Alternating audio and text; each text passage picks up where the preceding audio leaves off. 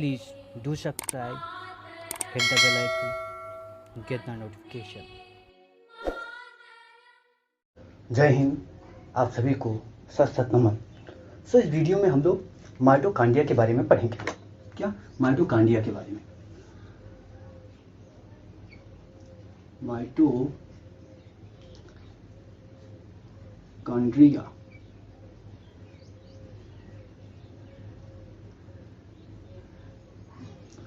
अब देखते हैं कि माइटोकांड्रिया है क्या। माइटोकांड्रिया है क्या? हम लोगों ने कोशिका के बारे में पढ़ा है। क्या? अगर हम कोशिका का चित्र बनाएं तो ऐसा चित्र, ठीक है, गोलाकार मैंने बताया था। क्यों गोलाकार ये भी बताया था, लेकिन विभिन्न प्रकार के हो सकते हैं। अब इसमें ये आपका केंद्रक है और इसके चारों तरफ, इसके चारों तरफ ऐसे ऐसे एक इकाई पाई जाती है।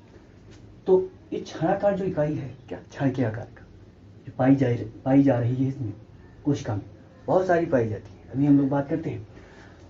इसको मैं अगर बाहर निकालूं, इस छायाकार जो इकाई है इसको बाहर निकालें तो इसका ऐसा रूप होगा। इसका ऐसा रूप होगा, ठीक है। और इसके अंदर एक झिल्ली और पाई जाएगी। ये बाहरी कह सकते हैं, एक परत और पाई जाएगी, ऐसा कह सकते हैं, ठीक है।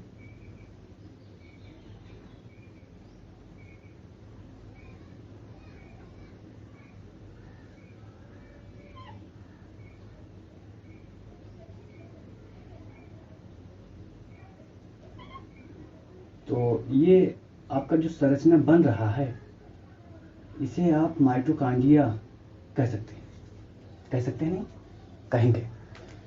ऐसी संरचना, इसको हम जब बाहर निकालेंगे तो ऐसी संरचना बनेगी, ठीक है। अब ये जो संरचना बनी इसी को बोलते हैं माइटोकांड्रिया। ये जो संरचना बनी इसी को बोलते हैं माइटोकांड्रिया। अब इसमें आप देखिए, ये बाहरी परत, ये जो बाहर एक लाइन मैंने डैश किया है वो क्या है? परत है किसकी? माइटोकांड्रिया की। तो उसको हम बाहरी परत कहेंगे। बाहरी परत कह सकते हैं, बाहरी परत।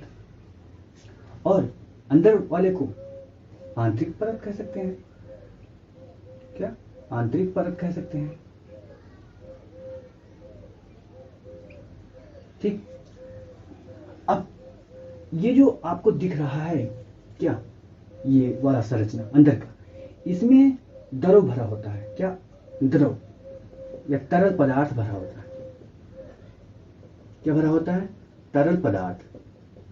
और तरल पदार्थ को हम अर्ध तरल पदार्थ कहें तो ज्यादा अच्छा है। अर्ध तरल पदार्थ। मैंने बताया है कि कोशिका या हमारा शरीर 70% जल से बना है। बस हमारे बाहर हमारे अंदर जो जल है और बाहर जो जल है उसमें कुछ अंतर है। क्या अंतर है? वही अर्ध तरल, यानी वो चिपचिपा होता है। अगर पूरी बॉडी को जला दिया जाए, चिपचिपा जल समाप्त हो जाएगा, हड्डी बचेगी। तो 70% हमारे बॉडी में, तो कोशिका में भी 70-80% जल ही पाया जाता है। तो इसमें भी माइटोकांड्रिया में भी जल पाया जाएगा। तो ये जल अर्ध तरल होता है।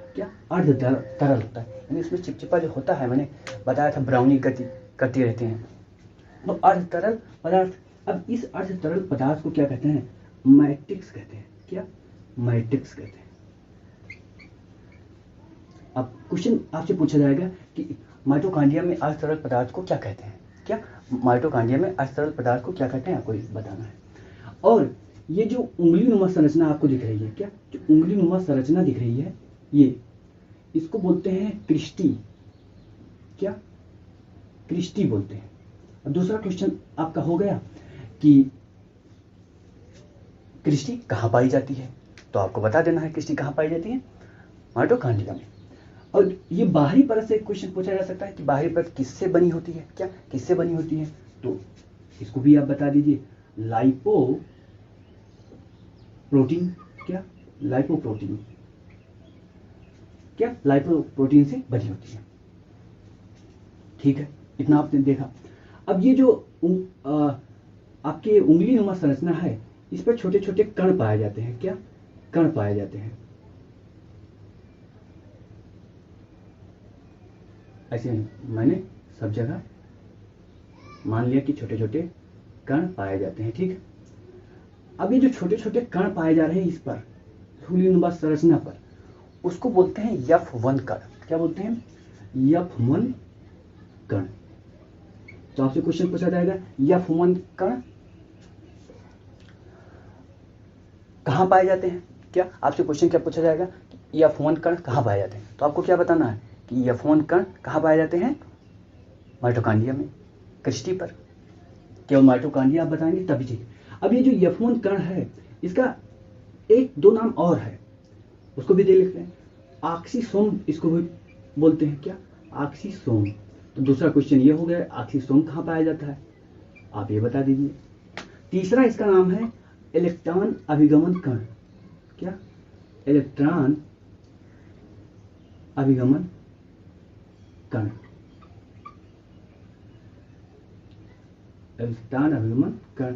तो आप ये भी पूछा जाएगा इलेक्ट्रॉन अभिगमन कण कहाँ पाया जाता है, तो आपको ये भी बताना है। ठीक है, अब आपने क्या कोशिका को आपने जाना। क्या? कोशिका को जाना। ठीक है, यहां से मैंने यहां निकाला और इसके जो छोटे छोटे पार्ट हैं वो भी हमने बताया। अभी माइटोकॉन्ड्रिया जो है, इसमें इसका खुद का डीएनए पाया जाता है और खुद का राइबोसोम पाया जाता है। क्या? खुद का।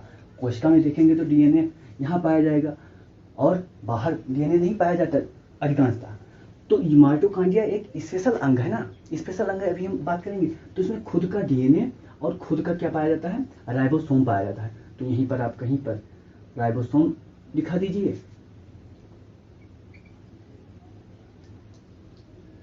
राइबोसोम एक अंग है। क्या? राइबोसोम अंग है किसका? कोशिका का।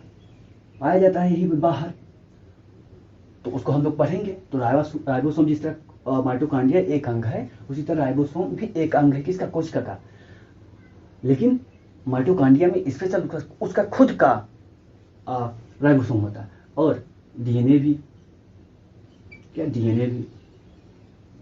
तो क्वेश्चन आपसे पूछा जाएगा कि किसमें राइबोसोम पाया जाता है, तो आपको कोशिका तो दिया नहीं जाएगा। अब ऐसे अंग का नाम दिया जाएगा। क्या? ऐसे अंग का नाम दिया जाएगा, तो आपको बताना है माइटोकॉन्ड्रिया में पाया जाता है। डीएनए भी पाया जाता है। ये भी क्वेश्चन बन सकता है कि किस कोशिका के किस अंग में डीएनए पाया जाता है। आपको 4 ऑप्शन दिया जाएगा, माइटोकॉन्ड्रिया लगाना है। एक क्वेश्चन और बनता है इससे कि ये डीएनए जो पाया जाता है किसमें? कोशिका में, तो पूरे कोशिका का कितना % डीएनए माइटोकॉन्ड्रिया में पाया जाता है? अगर पूरा डीएनए हम देखें कोशिका में, तो कुछ इसमें पाया जाता है और केंद्रक में ही पाया जाता है। तो कितना माइटोकॉन्ड्रिया में होता है, ये भी क्वेश्चन आया है। 1%। क्या? ये भी क्वेश्चन पूछा गया है, तो इसको भी आप याद रखिए। ठीक है, अब ये आपने कोशिका के बारे में आप जान गए। अब हम थोड़ा हिस्ट्री भी जान लेते हैं। क्या? हिस्ट्री भी जान लेते हैं। कोशिका में सबसे पहले इस पर काम किसने किया, किसने खोजा, ये भी जानना जरूरी है ना। चलो ठीक है, ये कोशिका की खोज एक वैज्ञानिक थे जिनका नाम था कोलिकर। क्या? कोलिकर। 1880 में उन्होंने इसको खोजा। 1880 में खोजा किसने? कोलिकर। तो पहला क्वेश्चन आपका बन गया इससे संबंधित यहाँ कि सबसे पहले कोशिका में माइटोकॉन्ड्रिया को किसने देखा, तो आपको क्या बताना है? कोलिकर ने बताना। कोलिकर। ठीक है, अब ये कोलिकर ने देखा। उसके बाद एक विद्वान और है जिनका नाम है बेंडा। क्या नाम है? बेंडा।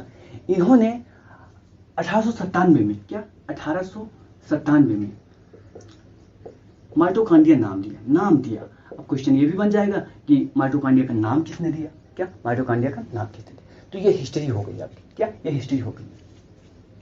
अब और कुछ पॉइंट देखते हैं, फिर हम लोग आगे चलते हैं। ये आपने देखा, क्या ये कोशिका देखा, ये क्या है? ये सेल है। अब इसमें ये माइटोकॉन्ड्रिया ये तो ये कहाँ पर पाया जाता है? कोशिका में कहाँ पर? यहाँ से यहाँ तक का जो तरल अर्ध पदार्थ है उसको मैंने क्या बताया था? कोशिका द्रव, साइटोप्लाज्म। तो क्वेश्चन ये भी हो सकता है कि कहाँ पाया जाता है, तो कोशिका में अगर नहीं रहेगा तो आपको क्या बताना है, कोशिका द्रव्य, क्या, कोशिका द्रव्य यानी साइटोप्लाज्म, क्या, जब नहीं रहेगा तो आपको साइटोप्लाज्म बताना है। ठीक है, इतना हो गया क्या, इतना हम लोगों ने माइटोकॉन्ड्रिया के बारे में जाना। अब कुछ स्पेशल भी जानते हैं जो साधारण समझ आपकी। पहला पॉइंट ये, कोशिका को बोला जाता है, सॉरी किसको बोला जाता है, माइटोकॉन्ड्रिया को पावर हाउस ऑफ सेल। अब इसको हम समझते हैं क्यों पावर हाउस ऑफ सेल बोला जाता है, पावर हाउस सेल क्यों बोला जाता है। पावर हाउस मतलब क्या, ऊर्जा वहीं से मिलती है। तो आपसे ये भी क्वेश्चन बन सकता है कि कोशिका में ऊर्जा का निर्माण कहां पर होता है, माइटोकॉन्ड्रिया में। ठीक है, अब इसको समझते हैं, power house of the cell. इसको कैसे समझिए, आपका एक बड़ा सुंदर सा घर है, क्या, बड़ा सुंदर सा घर है। अब इस घर में किचन होगा ना, किचन क्या करता होगा, खाना बनाता होगा। किचन का यूज किस लिए हो रहा है, खाना बनाने के लिए ना। अब ये खाना बनाएगा तभी तो परिवार के सभी सदस्य खाएंगे, अगर नहीं बनाए तो, अगर किचन खाना नहीं बनाए तो ये अलग बात है, हम बाहर बना लेंगे, वो नहीं, किचन बनना किचन में ही है, किचन नहीं बनाएगा तो नहीं बनेगा। तो नहीं अगर बनाता है तो क्या होगा, इस घर के सभी सदस्य भूखे मर जाएंगे, क्या, भूखे मर जाएंगे। अब यहाँ जो खाना बनता है, क्या, यहाँ जो खाना बनता है उसको हम भोजन कहते हैं या खाना कहते हैं। ठीक है, उसी तरह कोशिका पर आए, कोशिका को एक घर माने तो घर में भी एक किचन, इसके में भी एक किचन होना चाहिए जो खाना बनाए, और खाना बनाए जिससे इसकी कोशिका के सभी अंग क्या, खाए पिए और आराम से रहें, काम करते रहें। आराम से काम करते रहेंगे तो हम लोग भी आराम से रहेंगे। तो कौन, ये माइटोकॉन्ड्रिया, यानी कि ये भी क्या बनाएगा, खाना बनाएगा, किसका, कोशिका के लिए। तो खाना को यहाँ हम पर खाना नहीं कहेंगे, यहाँ हम क्या कहेंगे, ऊर्जा कहेंगे, क्या, ऊर्जा कहेंगे। ठीक है, ऊर्जा बनाएगा। अब ऊर्जा वो कौन सा बनाएगा, ऊर्जा का नाम भी है, क्या, ऊर्जा का नाम भी है। तो उस ऊर्जा को बोलते हैं एटीपी, क्या बोलते हैं, एटीपी, एडेनोसिन ट्राइफॉस्फेट। क्या, इसका क्या नाम है, एडेनोसिन ट्राइफॉस्फेट। ठीक है, ये फुल फॉर्म भी पूछा जाता है तो आप बता दीजिएगा, एडेनोसिन ट्राइफॉस्फेट। ठीक है, अब ये जो एटीपी बनता है, ये पूछा जाता है किसके कारण बनता है, क्या, ये जो ऊर्जा बन रहा है, जिसमें power house of the cell कहा गया, तो उसको समझ रहे, ये जो ऊर्जा बन रहा है, ऊर्जा का नाम हमने क्या दिया, एटीपी दिया।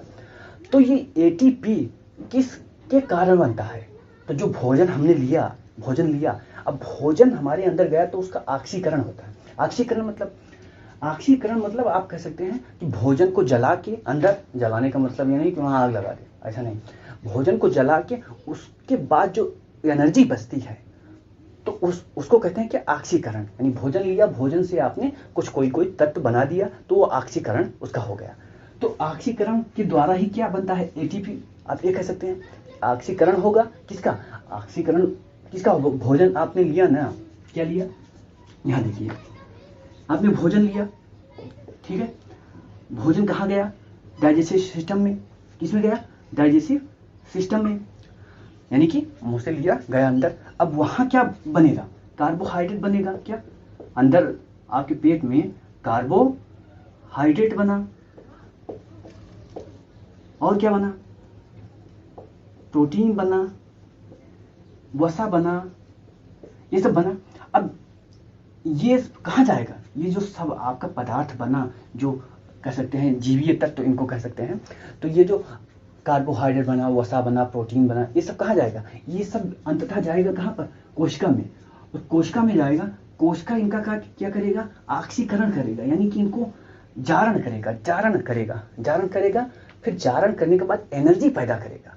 इनको जारण करने के बाद भोजन आएगा तो भोजन के बाद ये बनेगा, और जब ये कोशिका में जाएगा तो इसका क्या होगा, ऑक्सीडेशन होगा, क्या, ऑक्सीडेशन माने आप ये समझिए कि किसी को जला के एनर्जी लेना। ऑक्सीडेशन माने आप जारण ही समझिए, लेकिन आप ये मानिए ऑक्सीडेशन का अर्थ कि ऑक्सीडेशन जब होता है तो क्या एनर्जी उत्पन्न होती है। ठीक है, इतना आप यहाँ समझिए। तो ऑक्सीडेशन हुआ तब एटीपी बना। तो क्वेश्चन पूछा जा सकता है किसके कारण एटीपी का निर्माण होता है, तो आप क्या बताएंगे, ऑक्सीडेशन के कारण। क्या, ऑक्सीडेशन के कारण। ठीक है, अब क्या क्यों कहा जाता है power house of the cell, इसलिए कहा जाता है क्योंकि यहाँ पर एटीपी का निर्माण होता है। और एटीपी क्या है, एक ऊर्जा है। क्या, एटीपी ऊर्जा है, और उसी ऊर्जा का कोशिका इस्तेमाल करते हैं, और इसलिए हमारी शरीर क्या रहती है, स्वस्थ रहती है। क्या, स्वस्थ रहती है। ठीक है, ये हो गया। अब एक क्वेश्चन सामान्यतः स्टूडेंट करते हैं, क्यों पाया जाता है। क्या, ये क्यों माइटोकॉन्ड्रिया क्यों पाया जाता है। समान सी बात है, अगर नहीं पाया जाएगा, आपके घर में किचन क्यों पाया जाता है, क्योंकि भोजन बनाना है, और भोजन बना के ऊर्जा सबको प्रदान करनी है जिससे सभी जी सकें। उसी तरह कोशिका में भी इसलिए पाया जाता है क्योंकि अगर नहीं पाया जाएगा तो कोशिका में जितने भी और अंग हैं, हम लोग पढ़ेंगे आगे, वो जीवित नहीं रह पाएंगे, ये ऊर्जा उनको नहीं मिलेगी, वो मर जाएंगे। अगर माइटोकॉन्ड्रिया मर गया तो आप भी यानी कि समाप्त, यानी कोशिका मर गई, आप भी मर जाएंगे। ठीक है, तो इस पाया इसलिए जाता है। अब कभी कभी क्वेश्चन ये भी पूछा जाता है कितने पाए जाते हैं, कितने, एक कंसेप्ट वाला क्वेश्चन है, कितने पाए जाते हैं। अब जो माइटोकॉन्ड्रिया है वो उनका जो नंबर है वो चेंज होता रहता है। क्या, चेंज रहता है, मतलब ये जरूरी नहीं कि एक कोशिका में कम पाएंगे तो दूसरी कोशिका में ज़्यादा पाएंगे, ऐसा हो सकता है। मतलब एक कोशिका में कम पाएगा तो दूसरी कोशिका में ज़्यादा हो सकता है। अब क्यों ऐसा होता है इसको समझ लीजिए। जैसे शरीर में जितने भी अंग, सबका कार्य एक नहीं। क्या, सबका कार्य एक ही कार्य नहीं है। जैसे जीभ है तो जीभ का कार्य क्या है, बोलना, स्वाद लेना। जीभ नहीं है तो नहीं बोल पाओगे, और जीभ नहीं है तो स्वाद नहीं आप पता कर पाएंगे। तो जीभ का कार्य क्या है, स्वाद लेना और बोलना। तो ये काम करता है ना जी भैया, करता है ना, बोलता है तो काम कर रहा है कुछ। ठीक है, ये काम किया। अंदर आप जाइए, आपका लीवर है, वो भी काम कर रहा है। आप तो खाना खा लिए, आप लड़िया भर खाए और खाते बाद सो रहे हैं। आप तो सो रहे हैं, आपके शरीर, लेकिन आपके शरीर में अंदर काम हो रहा है। शरीर सोती नहीं कभी, आपका दिमाग सोता है। शरीर हर समय काम करती रहती है। अब काम हो रहा है, इन लीवर में काम हो रहा है। उंगली है, अभी उंगली में क्या काम होगा, पड़ी है, ज़्यादा काम नहीं हो रहा। तो मैं समझाना क्या चाहता हूँ कि शरीर में कुछ अंग ऐसे हैं जो ज़्यादा काम करते हैं। क्या, जो ज़्यादा काम करते हैं। ठीक है, और शरीर में कुछ अंग ऐसे हैं जो कम काम करते हैं। अब अपने घर का उदाहरण लीजिए। अब यहाँ पर कुछ सदस्य होंगे जो बहुत काम करेंगे। क्या, बहुत काम करेंगे, और कुछ सदस्य होंगे बहुत कम काम करेंगे। जैसे दादाजी हैं तो काम कम करेंगे। तो दादाजी जब काम कम करते हैं तो कम खाना खाएंगे, ज़्यादा खाना नहीं खाएंगे कि वो अतला लग पर खा लें और हर समय खाते रहें, ऐसा नहीं होगा। जो मेहनत ज़्यादा करेगा वही तो ज़्यादा खाना खाएगा। और अगर कोई मेहनत कर रहा है, खेत जोत रहा है, कुदाल चला रहा है, कुदाल फावड़ा जानते हैं ना, कुदाल फावड़ा चला रहा है, तो बहुत ज़्यादा पसीना होता है, बहुत ज़्यादा मेहनत करता है। तो बहुत ज़्यादा मेहनत करता है यानी कि वो क्या करेगा, ज़्यादा खाना खाएगा, उसे अधिक से अधिक खाना चाहिए। इसलिए बोलते हैं शहर वाले लोग कम खाना खाते हैं। क्यों कम खाते हैं, या कम कैलोरी उनको चाहिए। खाते तो ज़्यादा हैं, शहर वाले खाते ज़्यादा हैं, इसीलिए तो शहर वाले लोग उससे मोटे हो जाते हैं, डायबिटीज हो जाता है, सब रोग हो जाता है। खाते ज़्यादा है शरीर, और काम कुछ नहीं करना। जब काम नहीं करोगे, खाओगे ज़्यादा, क्या होगा, पेट निकलेगा, फूट जाएगा, और क्या होगा। तो खाना ज़्यादा नहीं खाना चाहिए। गीता में कहा गया है, ज़्यादा ना खाना, ज़्यादा ना सोना।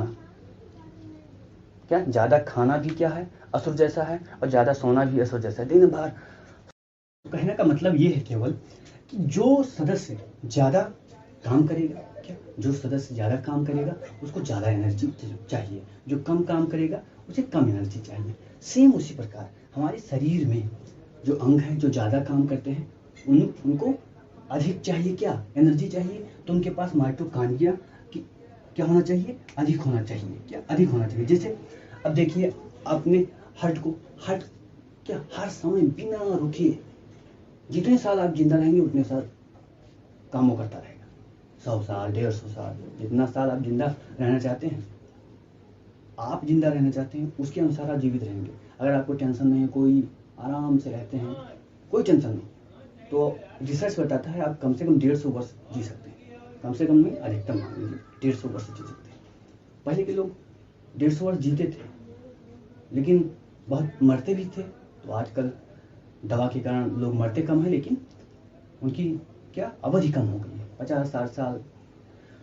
तो क्या बताया कि यानी कि जो अंग अधिक काम करेगा, तो आप देखेंगे हृदय, हृदय की कोशिका में क्या होगा, अधिक होंगे, बहुत सारे माइटोकांड्रिया होंगे। लीवर में अधिक होगा, बहुत सारे माइटोकांड्रिया होंगे।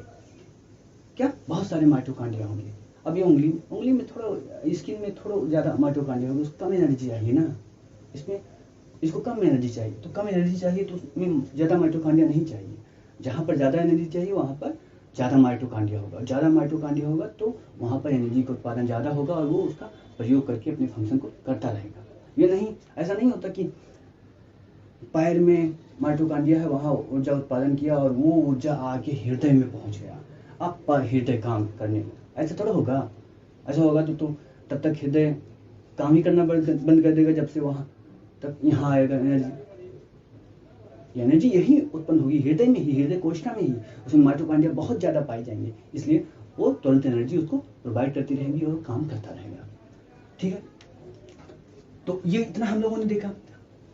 अब इसके बाद क्वेश्चन से संबंधित कुछ पॉइंट जान लीजिए। क्या क्वेश्चन से संबंधित, जैसे बैक्टीरिया हो गए, नीले हरे शैवाल हो गए। क्या बैक्टीरिया हो गए, क्या बैक्टीरिया और नीले हरे शैवाल।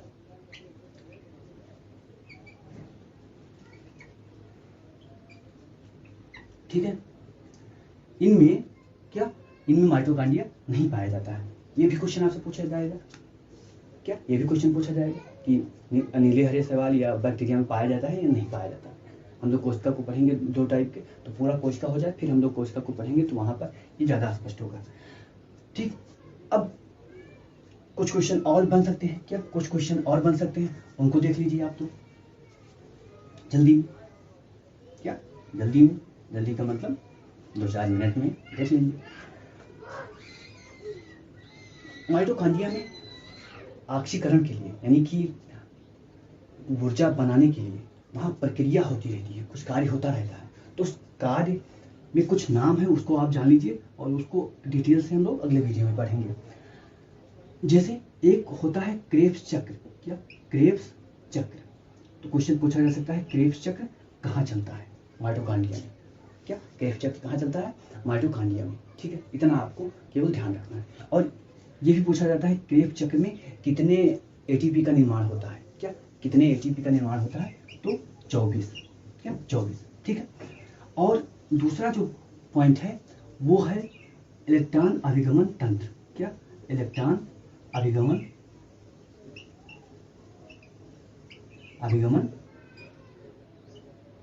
तंत्र।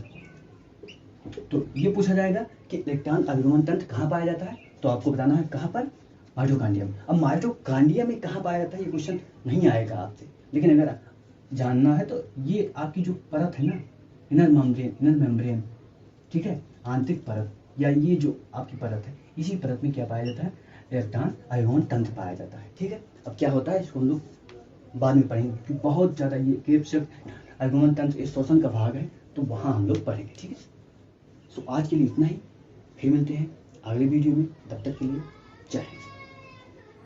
Please do subscribe, hit the bell icon, get the notification.